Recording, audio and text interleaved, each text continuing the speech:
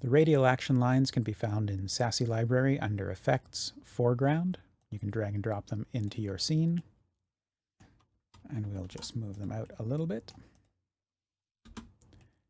And so this is the basic effect. It's like somebody's a little shocked, they can't believe it, and so the camera zooms in and whoa!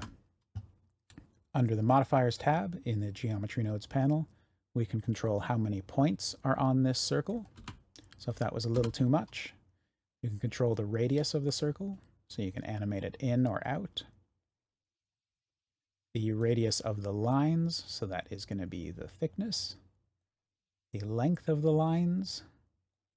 The minimum scale, oh, and I'm getting too mixed up here. So we go minimum scale and the maximum scale.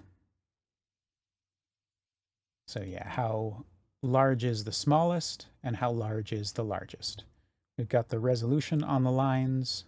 Again, that's going to be how many points are around these curves in 3D space.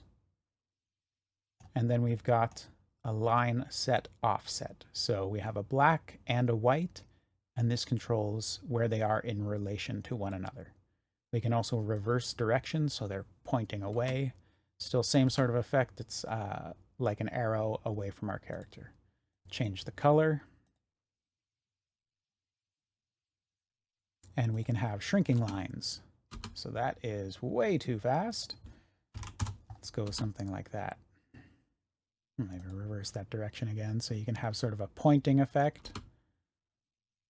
And you can control how much they shrink by.